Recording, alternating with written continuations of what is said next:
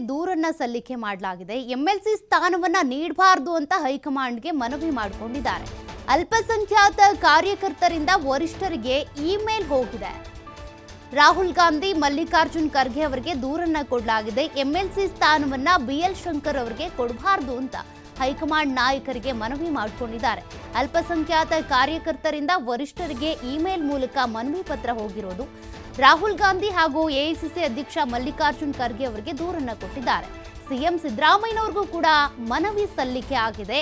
B L Shankar ಅವರಿಗೆ ವಿಧಾನ ಪರಿಷತ್ನಲ್ಲಿ ಸ್ಥಾನ ಕೊಡಬಾರದು ಅಂತ ಮುದಾಸಿರ್ ಅಹಮದ್ ಎಂಬುವರಿಂದ ಮನವಿ ಪತ್ರ ಹೋಗಿರೋದು. ಬಿಎಲ್ ಶಂಕರ್ ಪಕ್ಷದ ಸಿದ್ಧಾಂತಕ್ಕೆ ವಿರುದ್ಧ ಇದ್ದಾರೆ. ಆರ್ಎಸ್ಎಸ್ ಅಂಗಸಂಸ್ಥೆಯ ಜೊತೆ ಅವರು ಗುರುತಿಸಿಕೊಂಡಿದ್ದಾರೆ. ಹೀಗಾಗಿ ಅವರನ್ನ ನೀವು ಪರಿಗಣಿಸಬೇಡಿ ಅಂತ ಮನವಿ ಮಾಡಿಕೊಂಡಿರೋದು.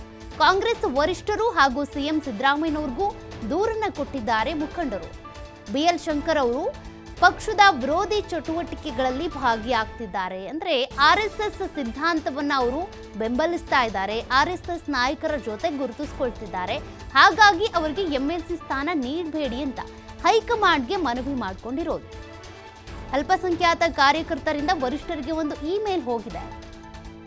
ಹಾಗಾದ್ರೆ ಹೈಕಮಾಂಡ್ನ ನಾಯಕರು ಏನ್ ಮಾಡ್ತಾರೆ? ಬಿಎಲ್ ಶಂಕರ್ ಅವರಿಗೆ ವಿಧಾನ ಪರಿಷತ್ ಸದಸ್ಯ ಸ್ಥಾನ ಸಿಗುತ್ತಾ ಇಲ್ವಾ ಅಂತ ಚಿಕ್ಕಮಗಳೂರು ವಿಭಾಗದಲ್ಲಿ ಗುರುತಿಸಿಕೊಂಡಿರುವಂತ ಹಿರಿಯ ಶಾಸಕ ಇವರು.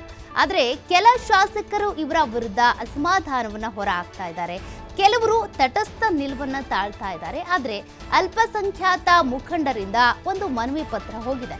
ಸಿಎಂ ಸಿದ್ದರಾಮಯ್ಯನವರ ಬಳಿ ಕೂಡ ಮನವಿ ಮಾಡಿಕೊಂಡಿದ್ದಾರಂತೆ. ನೀವು ವಿಧಾನ ಪರಿಷತ್ ಸದಸ್ಯರಾಗಿ ಬಿಎಲ್ ಶಂಕರ್ ಅವರನ್ನ ಆಯ್ಕೆ ಮಾಡಲೇಬೇಡಿ. ಅವರ ಹೆಸರು ಅಂದ್ರೆ ಬಹುತೇಕ ಫೈನಲ್ ಆಗುವಂತ ಹಂತದಲ್ಲಿದೆ. ಹಾಗಾಗಿ ಸಿಎಂ ಸಿದ್ದರಾಮಯ್ಯನವರು ಕೂಡ ಕೆಲ ಶಾಸಕರನ್ನ ಸಮಾಧಾನ ಪಡಿಸೋದಕ್ಕೆ ಟ್ರೈ ಮಾಡಿದ್ರಂತೆ. ಅದು ವಿಫಲ ಆಗಿದೆ. ಮುದಾಸಿರ್ ಅಹಮದ್ ಅವರು ಇದಕ್ಕೆ ಸಂಬಂಧಪಟ್ಟಂತೆ ಲೆಟರ್ ಕೂಡ ಬರೆದಿದ್ದಾರಂತೆ. ಬಿಎಲ್ ಶಂಕರ್ ಅವರನ್ನ ನೀವು ವಿಧಾನ ಪರಿಷತ್ ಸದಸ್ಯರನ್ನಾಗಿ ಆಯ್ಕೆ ಮಾಡಬೇಡಿ. ಕಾರಣ ಅವರು ಆರ್ಎಸ್ಎಸ್ ಬೆಂಬಲಿಗರೇನಿದ್ದಾರೆ ಅವ್ರ ಜೊತೆ ಗುರುತಿಸ್ಕೊಳ್ತಿದ್ದಾರೆ. ನಮ್ಮ ಪಕ್ಷದ ಸಿದ್ಧಾಂತಕ್ಕೆ ವಿರುದ್ಧವಾಗಿದ್ದಾರೆ. ಅವರ ನಿಲುವು ನಮ್ಮ ಪಕ್ಷದ ಪರವಾಗಿ ಇಲ್ಲ. ಹಾಗಾಗಿ ಅವರನ್ನ ನೀವು ವಿಧಾನ ಪರಿಷತ್ ಸದಸ್ಯರಾಗಿ ಆಯ್ಕೆ ಮಾಡಬೇಡಿ ಅನ್ನೋದು.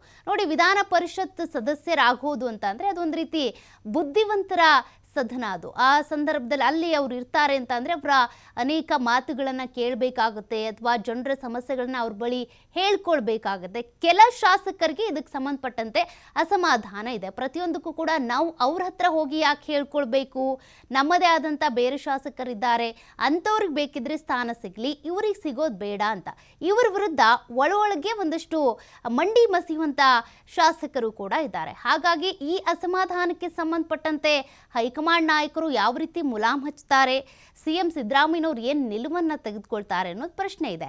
ಸದ್ಯಕ್ಕೀಗ ಚಿಕ್ಕಮಗಳೂರಿನ ಹಿರಿಯ ಶಾಸಕ ಆಗಿರುವಂಥ ಬಿಎಲ್ ಶಂಕರ್ ಅವರಿಗೆ ಈ ಸಂಕಷ್ಟ ಎದುರಾಗಿದೆ. ದೇವೇಗೌಡರ ಶಾಪದಿಂದ ವಿಮುಕ್ತರಾಗ್ತಾರೆ, ವಿಮೋಚನೆ ಪಡ್ಕೊಳ್ತಾರೆ ಅನ್ನುವಂಥ ಈ ಸಂದರ್ಭದಲ್ಲಿ ಇವರಿಗೆ ಎದುರಾಗಿರುವಂಥ ಸಂಕಷ್ಟ ಆಯಿತು. ಹಾಗಾದರೆ ಬಿಎಲ್ ಸಂತೋಷ್ ಅವರಿಗೆ ವಿಧಾನ ಪರಿಷತ್ನಲ್ಲಿ ಸದಸ್ಯ ಸ್ಥಾನ ಸಿಗುತ್ತಾ ಸಿಗಲ್ವಾ?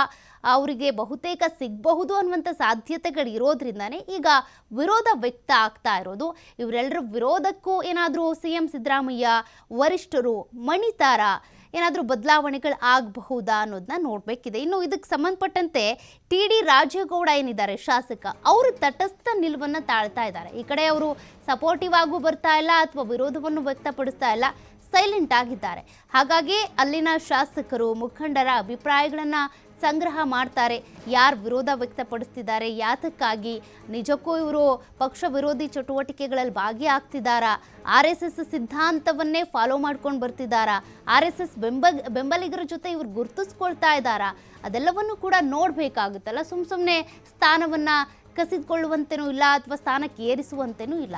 ಹಾಗಾಗಿ ಇದಕ್ಕೆ ಸಂಬಂಧಪಟ್ಟಂತೆ ಲೋಕಸಭೆಯ ವಿಪಕ್ಷ ನಾಯಕ ರಾಹುಲ್ ಗಾಂಧಿ, ಎಐಸಿಸಿ ಅಧ್ಯಕ್ಷ ಮಲ್ಲಿಕಾರ್ಜುನ್ ಖರ್ಗೆ ಏನು ಸೂಚನೆಯನ್ನ ಸಿಎಂ ಸಿದ್ದರಾಮಯ್ಯನವರಿಗೆ ಕೊಡ್ತಾರೆ ಅನ್ನೋದನ್ನ ನೋಡಬೇಕಿದೆ.